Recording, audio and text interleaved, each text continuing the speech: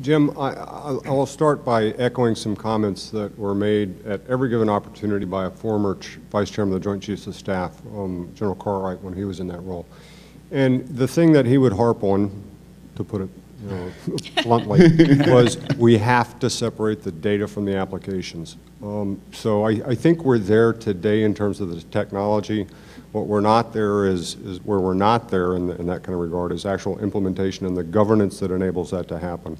So with this whole-scale implementation of cloud technology within the department, with the move towards common and shared services, enterprise provision services, virtualization of applications, we're to the point I think we can do that. So the end state, when you follow that path, is you're an analyst, you're an operator, you're a user of the intelligence data. You sit down on a box wherever you are. You log on with your strong user authentication. The box goes out and hits the security service and says, yep, you are who you say you are. Here's your applications and here's your data.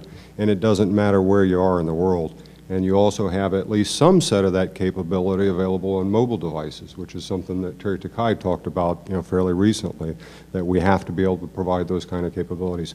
So that world where a user can sit down wherever they are, log on with their strong authentication and get what they need, separating the apps from the data, implementing the cloud technology, and really having that enterprise of enterprises where we implement in common all those underlying things of the infrastructure and the enterprise that make that work.